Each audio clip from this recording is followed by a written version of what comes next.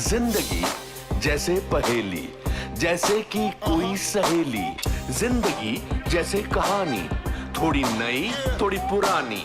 कभी चाबुक, कभी चॉकलेट, कभी रौनक, कभी धक्कम पेल।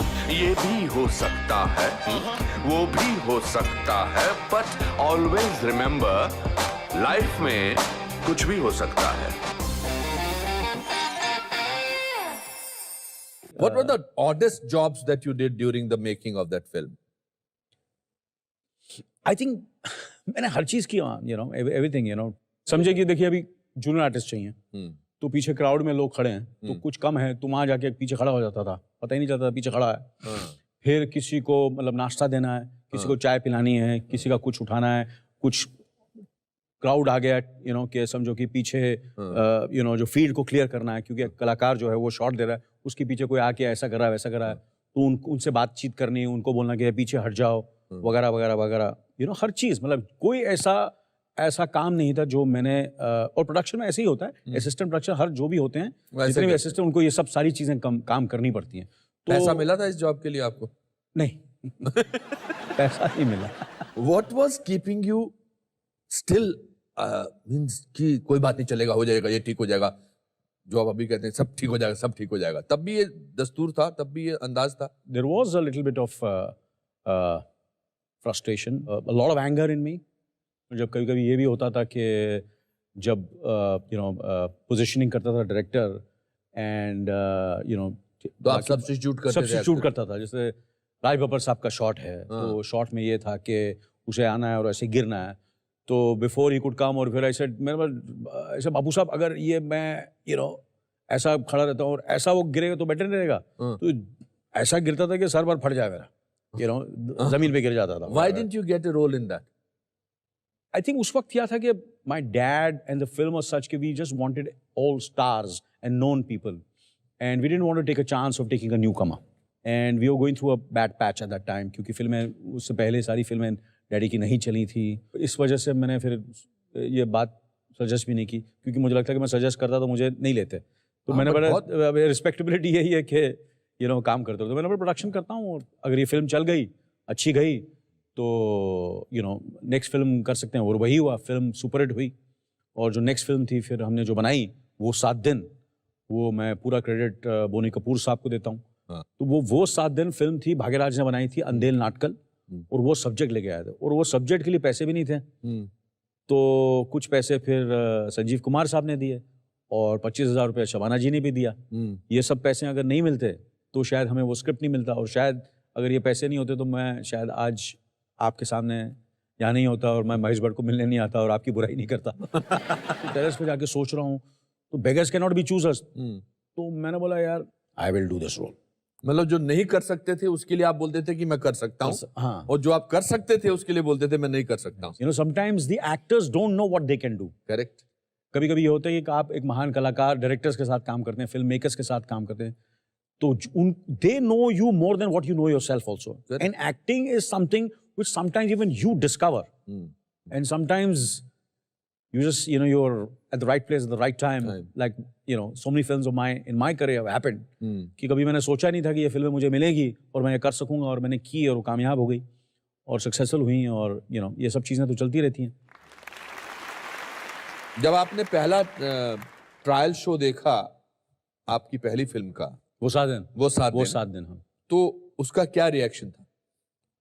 मतलब एवरीबडी ऐसे मुझे बिहेव कर रहे थे जैसे पता नहीं कोई ऊपर से कोई कलाकार आ गया, और अंदर से तो मैं डरा हुआ था, मेरे यार कुछ ज्यादा ही तारीफ करे मेरी यार, इतना अच्छा हूँ नहीं मैं। तो वो 7 दिन के बाद पागलपन था, पागलपन, इतना लोगों ने इतनी तारीफ की कि एक फिल्म से ही मुझे बच्चन साहब के साथ कंपेयर करना शुरू कर दिया। वो फिल्म रिलीज हुई और मशाल रिलीज हुई, और मुझे उनके साथ लगा कि अगर कोई है बच्चन साहब के साथ तो ये अनिल कपूर है। मैंने मर गया। मेरा ये तो मौत है मेरी, ये क्या हो रहा है? वो इतने सालों से काम कर रहे हैं, बट चंबूर का जो भी है, whatever, जो भी हम लोग बोलते हैं, समझ गया ना, वो आके और बोल रहे हैं, तो इमेजिन करो what I had to go through, but God has been kind. Manmohan Desai sahab ने आपसे एक बार कहा था कि मूंछों वाला एक्टर कभी कामयाब नहीं हो सकता, ऐसा बोला था? हाँ जी। किस टॉपिक पे बोला था? मनमोहन देसाई साहब का तो मैं बहुत बड़ा फ़ैन रहा हूँ और हमेशा हर कलाकार का ये होता है कि किसी को कमर्शियल फिल्म करनी है तो मनमोहन देसाई के साथ करनी चाहिए, मगर उनके साथ तो बच्चन साहब ही काम करते थे तो हमारा सोचना ही बड़ा मुश्किल है इनके साथ काम करना। तो एक बार मैंने इंटरव्यू में पढ़ा तो पता चला कि मनमोहन देसाई ने जैकी श्रॉफ को साइन कर लिया। बात दिल को लगी, यार मनमोहन देसाई का एक्टर तो मैं हूँ, ये जैकी श्रॉफ को कहाँ ले लिया हाँ? ये गलत कास्टिंग हो गई फिर दोबारा तो उसके बाद फिर मेरी फिल्में रिलीज हो रही थी, बहुत 7 दिन वगैरह वगैरह, तो उन्होंने ये बोलते थे कि ये कला एक्टर है और वो कॉम्प्लीमेंट की तरह नहीं बोलते थे मुझे। नहीं, वो बोलते थे कि आप हीरो मटेरियल नहीं, आप हीरो मटेरियल नहीं, आप स्टार नहीं बन सकते। वो तो एक्टर है, ऊपर से मूंछें हैं, तो ये स्टार बन नहीं सकता, मतलब बड़ा स्टार नहीं बन सकता। तो मैंने बोला ठीक है सर, ये बात जो है चुभी यहाँ लगी है तो आपको पता है लेबरर हूँ, तो फिर मैंने बोला चलो और मेहनत करते हैं और बताते हैं कि कौन स्टार है और कौन नहीं है, कौन नहीं है, सही है ना। तो ये एक बात उन्होंने कही थी, मगर बड़प्पन उनका एक बात है मनमोहन देसाई साहब का। ईश्वर रिलीज हुई और मैं गया था वैष्णो देवी और मुझे वैष्णो देवी में मैसेज आया कि मनमोहन देसाई साहब आपसे मिलना चाहते हैं और आपसे बात करना चाहते हैं।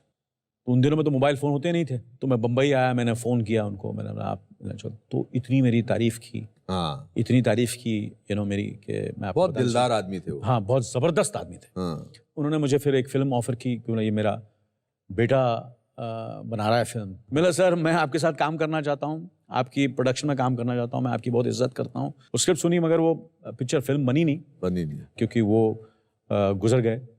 But I had committed to do the film and to stand by the production and I did that film दीवाना मस्ताना, which became a super hit। आपने रॉकी में संजय दत्त के भी आप दोस्त का आपने ऑडिशन दिया था? हाँ सर, हाँ सर। उसमें भी रिजेक्ट हुए थे? उसमें भी रिजेक्ट हुआ, उसमें गुलशन ग्रोवर को मिल गया वो रोल, गुलशन ग्रोवर मिल गया। ओह, इसीलिए गुलशन ग्रोवर आपसे ऐसे बात करते हैं।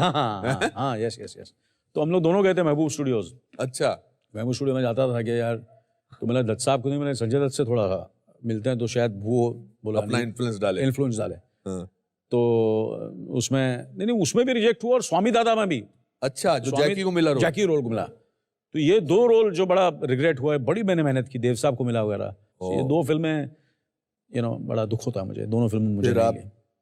आप क्रोधी में भी कुछ सुभाष घई? अरे यार क्रोधी की बात मत कीजिए यार। क्यों? क्रोधी का तो एक कमाल का है, ये तो इंसिडेंट है। ये आपने डर फिल्म देखी होगी शाहरुख खान साहब की? जी, मैं उस पर काम भी किया था। बाजीगर भी देखी होगी। एक्टर होते हैं जो ऑब्सेस्ड हो जाते हैं ये किसी लड़की के लिए। तो मेरा कैरेक्टर तो ऑब्सेस्ड हो गया था सुभाष घई के साथ। अच्छा। तो सुभाष घई जहां भी जाता था मैं वहां पहुंच जाता था। अच्छा। हॉलीडे इन में मैं वहां खड़ा हो जाता था, सेंटर में शूटिंग में I was stocking him. Mehboob studio में रिकॉर्डिंग खड़ा हो जाता था, जहां वो जाते थे आई वाज स्टॉकिंग हिम, यहाँ वहां, इससे बात करो, उससे बात करो, जहां देखूं मैं नजर आता। उसको लगे ये कौन पागल मेरे पीछे घूम रहा है। So it was like madness कि मैंने यार ये फिल्म अगर मुझे मिल गई ना क्रोधी, तो मैं तो सुपरस्टार। तो मैं पीछे पड़ गया क्रोधी के, तो मैं हाथ धो के भी चढ़, मेरा ऑब्सेशन जैसा होता है। बट उसमें भी उन्होंने सचिन को ले लिया यार, मुझे नहीं लिया।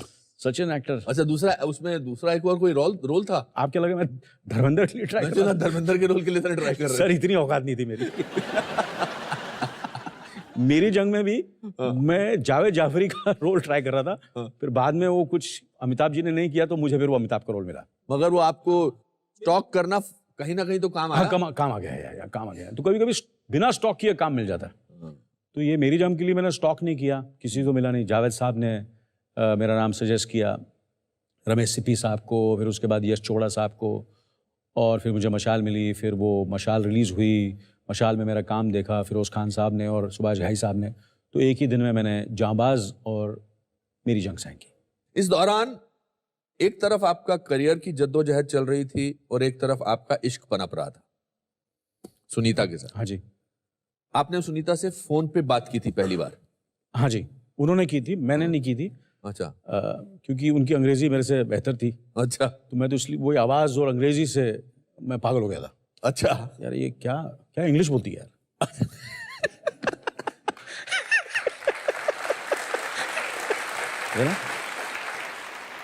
क्या इंग्लिश? किस बात पे फोन किया था? किसी ने कहा था कि उन दिनों में के बच्चे जो होते थे जो हमारा जो वो आपको पता है वो पुराना पुराना फोन बेल साहब ने जो देन दी है, तो वो बच्चे या ऐसे somebody found the number from somewhere. Number समझ दो, ऐसे फोन करके बात करना और बताने कौन बोल रहा है, ये all kind of that was there fun at that time. Correct.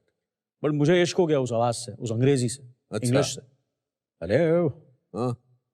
ऐसे कौन बोल रहा है? Gas who speaking. मैंने बोला क्या यार, चंबूर और इतना अच्छा इंग्लिश. हाँ. किस्मत जागी है, कुछ चमक गई है. मेरा लगता है फ्यूचर कुछ ठीक होने वाला है. हाँ. वहां से शुरुआत हुई. अच्छा. So that's the time I met her and we became friends. अच्छा. And 42 साल से हम साथ में. 42 साल से.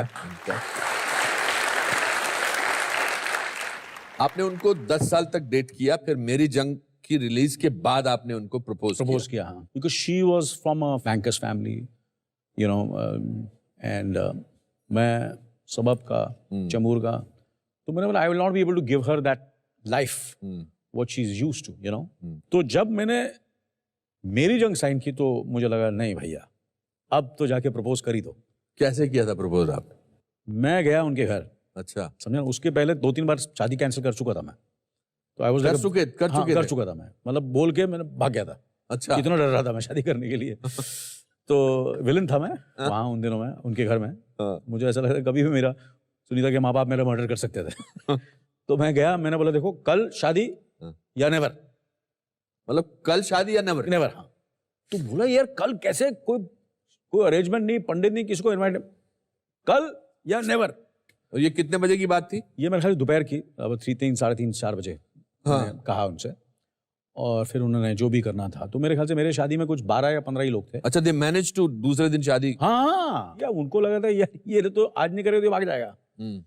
सो सुनीता ने भी हेल्पमेंट थी, वो भी बोला कि यार इसको तो मैं छोड़ूंगी नहीं. Correct. Because her love for me was so much. Of course. Yeah. She still loves you so much. Yes, she does. Yes.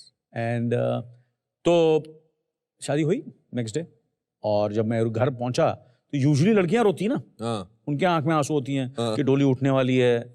और उनके आंखों में आंसू हैं.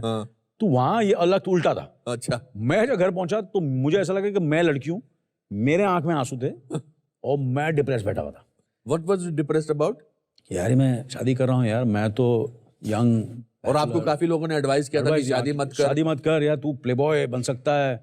You'll be the superstar and the girls are after you, and you're a bachelor, and going to the premiere with your girlfriend, and there's outdoor Anil Kapoor sitting with his girlfriend at the poolside. ये सब मेरे सपने थे. ये सब सपने जो है सर्वनाश हो गए. कि यार ये अभी हीरो बन गया, शादीशुदा, अभी बच्चे होंगे, बोरिंग सा. वैसे ही मुझे संजीव कुमार और मोतीलाल साहब बोले ये स्टार बन नहीं सकता. तो सारी चीजें मैंने वैसी की जो स्टार नहीं करता. अच्छा. हाँ, नेचुरली. तो मैंने बोला यार, तो मेरे को था चॉइस उस वक्त, करियर या मैरिज या लव. करियर या love. I chose love. How wonderful. और वहां से जो करियर चलता चला गया. चलता गया. उसका कारण है सुनीता मन्नत मांगती थी महालक्ष्मी की किसी टेम्पल पे जाके. हाँ जी. वो मुझे बाद में पता चला. बाद में पता चला. कुछ चीजें ऐसी हैं जो मुझे आज तक पता ही नहीं थी.